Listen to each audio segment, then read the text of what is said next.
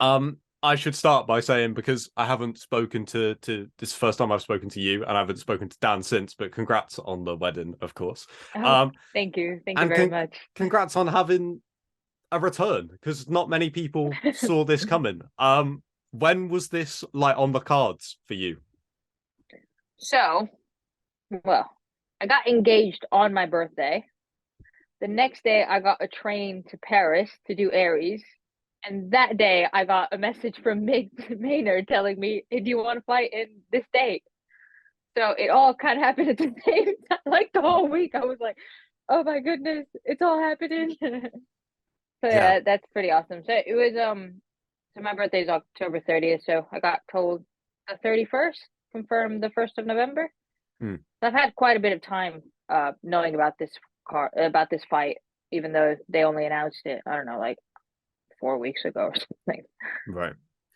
Um, I went through some old interviews of yours before the last fight in 2020 to try and Hmm. kind of like trace back the history that you had with the headaches that led to you kind of giving it up for what I assumed would have been period, like done. But obviously now we get to talk about it all again, and it has like a positive and like a positive spin to it at the end.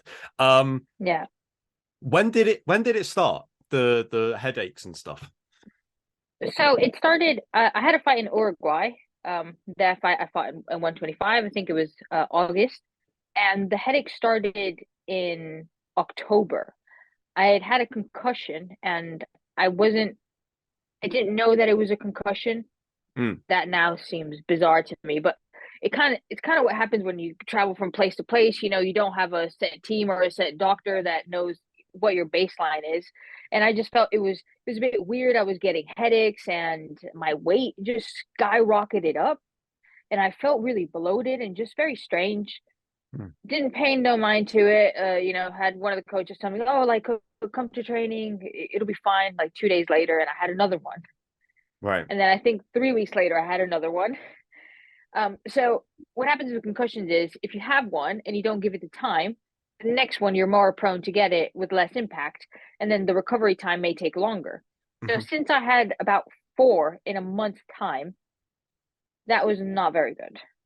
And I had a fight booked already, and I was booked to fight in strawweight, and then I got offered a fight in flyweight, and I was just like, yeah, I'll get on a flight, and I'll go do it. It'll be fine. And then when I got there, the week started, and the headaches, well, they never really went away, but they were just getting kind of worse. Yeah. And yeah, they had a doctor come in, and they took me to the hospital, and I was there the entire day. And then the doctor came into my room and was like, "No, we're pulling you out of this fight. There's something seriously wrong. We don't know what it is, but you know, kind of figure it out." And then they pulled me out. Well, a few days, not like a week after, I said, "Look, I can't go and fight in strawweight. You know, there's something wrong."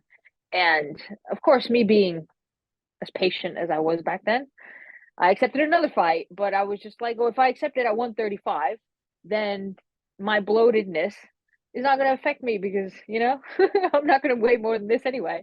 Yeah. Which was, yeah, as it was getting closer, it was pretty bad. I was seeing neurologists and stuff, and they had me on a lot of medication. They had me on a lot of painkillers, and they were going to give me injections for it as well. But at in the country I was in Brazil, that there were new injections that hadn't come about, so I didn't have them. I just had these medication, Mhm. and I went and I fought.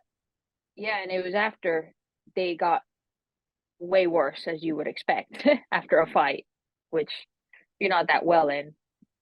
And then I saw doctors here, had the injections, had more medication and more medication, and eventually it all got sorted. The thing that I heard you say in an interview before the last fight was that it's difficult because, like you said, then you weren't so patient. You want to take a fight as soon as it comes. It's not Mhm. that you don't want to fight; it's that you don't know whether your body is going to physically allow you to get there, which is so difficult because I can't even imagine how that affects your preparation for a fight. Was it something that played on your mind at the time of like preparing for a fight where you don't even know whether you're going to make it there, or did you kind of just put it to the back and not worry about it?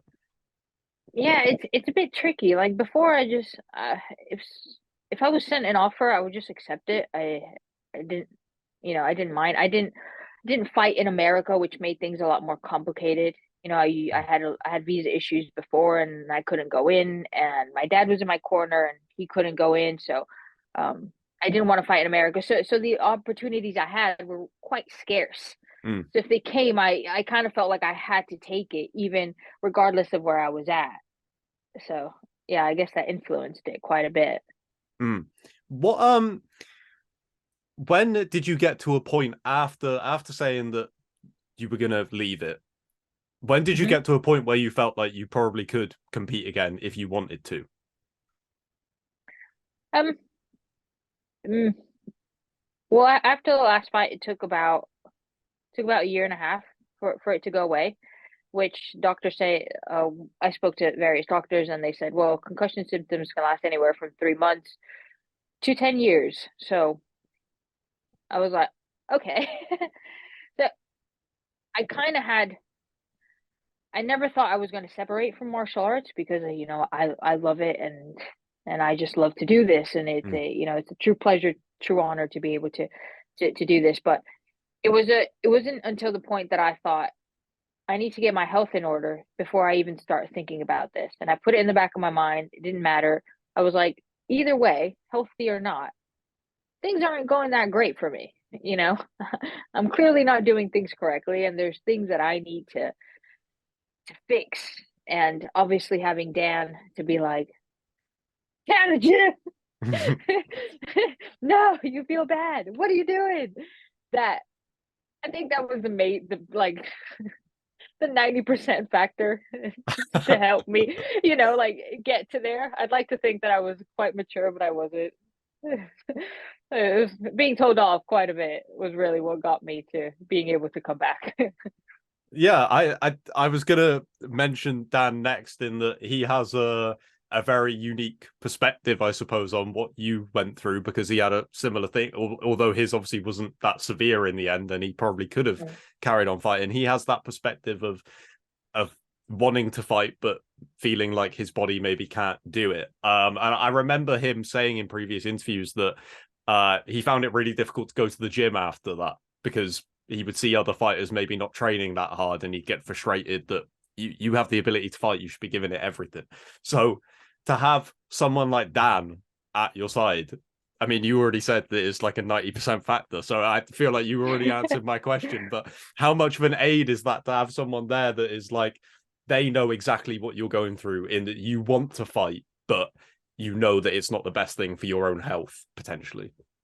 Yeah, if it wasn't for Dan, I wouldn't be fighting. If it wasn't for Dan, I wouldn't even be okay at this point.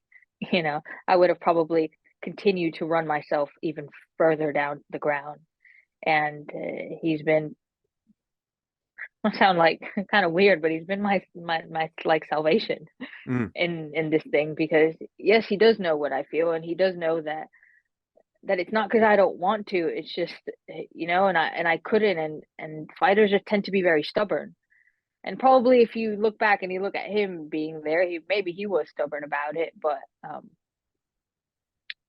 you know, it's it also helps that it's just not just anybody being like, well, just take it slow. It's like I have Dan Hardy telling me this. Yeah, I should listen. So Yeah. that obviously helps. I bet. I'm gonna mention. I was gonna save this right until the end of the interview as like because it's not related to this fight at all. Okay. But it is related to Dan, so I'll mention it now. I have watched a lot of MMA coverage on YouTube. It's what I did to get into MMA, right? I've seen a lot of ads for mobile games, and I can't believe that Dan actually plays Raid Shadow Legends because I have seen Dude, it's so all many the people. time.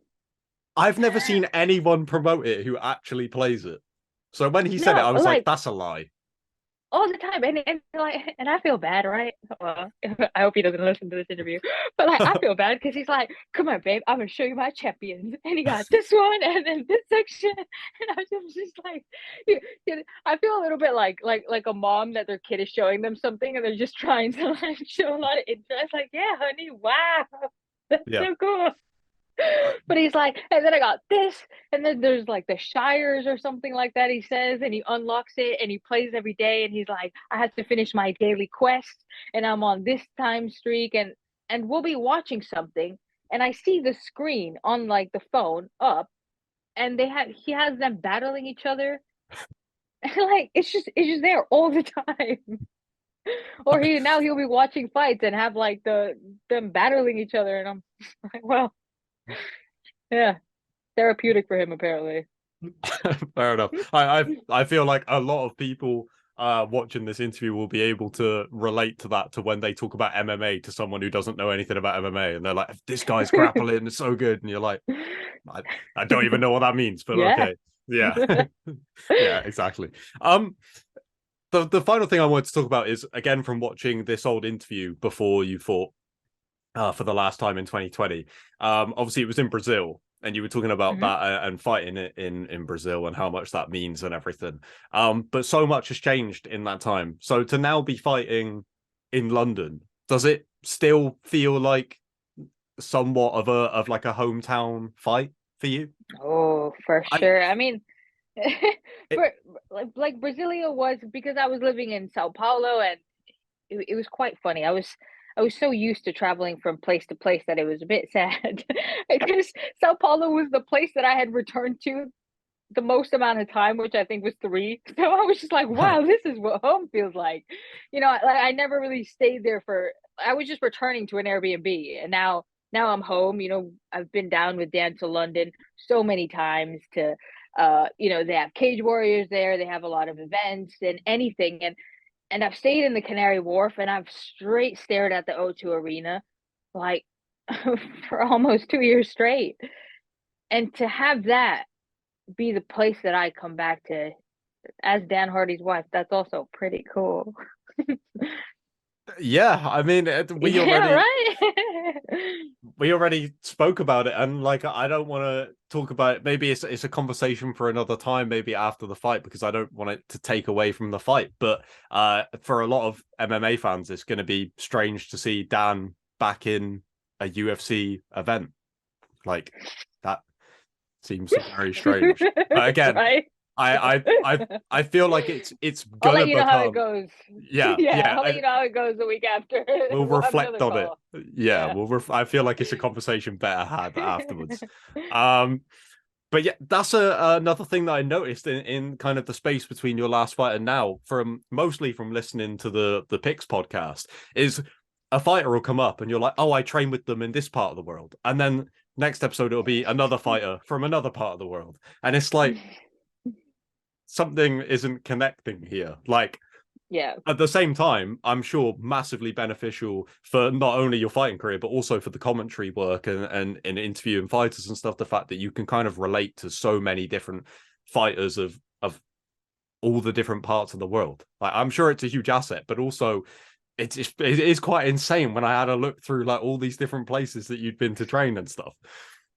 Yeah, absolutely. I've been to, I think, 39 countries and lived in uh, more than 11, something like that. Wow. Yeah, it's been, I mean, like I said, it's been incredible because you get to go and you get to learn. But when you don't have a home base where you can test the things that you have learned, shave off the things that you don't need, it kind of becomes a little bit too much and you go the other way. It's like adding salt to the food. It'll be good, Mm, but if you add too much, it's not anymore. And I've just not had the space or the time to be able to grasp what I fight like, mm. if that makes sense. And now obviously having Dan is incredible because he's the best analyst in the sport. So having him be able to see all these different fighters and be like, oh, I see what you're trying to do and I see why it's not working. Try Mm. this or try that. And that's been such a massive help because now it doesn't just feel like chaos to me. yeah, it just doesn't feel like chaos anymore, Yeah, which is that awesome. that makes total sense. Yeah. When he's not playing Raid Shadow Legends, of course, that is. Yeah. And